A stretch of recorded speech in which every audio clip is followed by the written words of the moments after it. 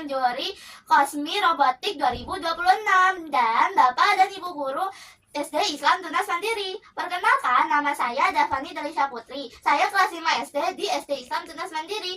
Hari ini saya akan memperkenalkan robot ciptaan saya yang bernama Humi, hunian masa depan Indonesia. Aku berharap semua rakyat Indonesia di masa depan memiliki rumah seperti ini. Rumah yang nyaman, aman, dan adaptif di segala cuaca. Robot Humi ini merupakan simulasi robot pintar yang dapat mengatur banyaknya cahaya yang masuk ke dalam rumah dan sirkulasi udara yang masuk di setiap harinya. Latar belakang saya membuat Humi ini adalah: 1. Karena cuaca ekstrim yang terjadi belakangan ini.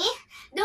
Karena intensitas cahaya yang ada di Indonesia tinggi. Dan yang ketiga adalah karena kebutuhan energi terbarukan. Dalam perkembangan teknologi saat ini, Arduino Uno merupakan salah satu microcontroller yang digunakan dalam sistem robotika dan sistem otomatis. Arduino Uno berfungsi sebagai otak yang dapat membaca data dari sensor yang dapat menggerakkan servo yang dapat menghidupkan lampu. Dalam dunia robotika modern, Arduino digunakan karena harganya murah dan mudah digunakan. Selain itu, proyek kali ini memanfaatkan sinar matahari sebagai sumber energi.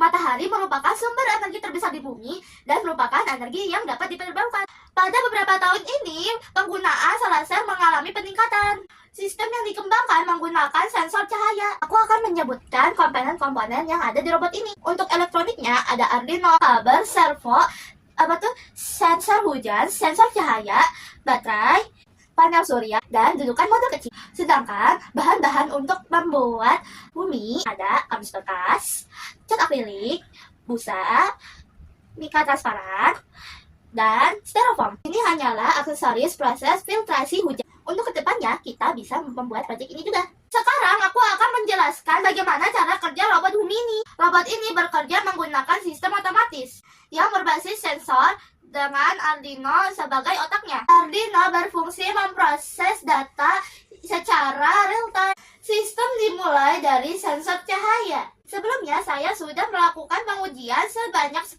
kali. Ketika nilai sensor berada di bawah 300, sistem mendeteksi kondisi terang. Pada kondisi ini, atap akan terbuka, lampu mati, dan sel surya mulai bekerja untuk mengumpulkan sinar matahari. Sel surya mulai mengisi daya untuk menghidupkan lampu. Sel surya mengubah energi cahaya menjadi energi listrik, kemudian disimpan di baterai melalui mode charging. Energi inilah yang digunakan pada kondisi gelap. Ketika nilai sensor di atas 300 menandakan kondisi gelap, sistem akan menutup atap dan menyalakan lampu. Lampu menyala dan memanfaatkan energi yang ada di baterai yang dihasilkan dari pengisian dari sel surya yang dilakukan di siang hari. Sebagai fitur tambahan, aku memasang sensor hujan. Sensor hujan berfungsi untuk sistem proteksi. Ketika hujan terdeteksi, atap akan tertutup secara otomatis, walaupun kondisi di luar masih terang. Semua pergerakan mekanik digerakkan oleh servo dan diatur oleh Arduino. Aku juga memiliki atap geser yang digerakkan oleh servo. Sistem atap geser bergerak setiap 5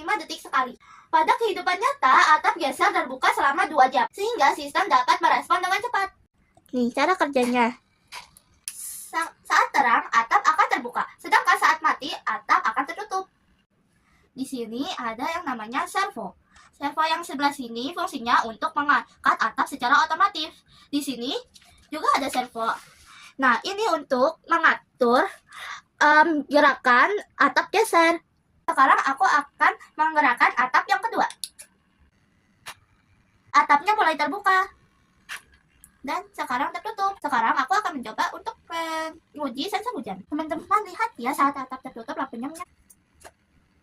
Wah, atapnya tertutup. Oke, sekarang aku akan mencoba untuk membuka ini. Nah, di dalam ini isinya Arduino.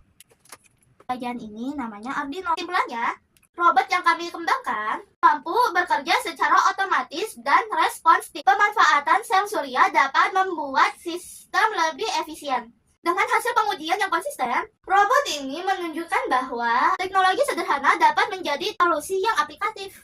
Sekian video kali ini. Assalamualaikum warahmatullahi wabarakatuh.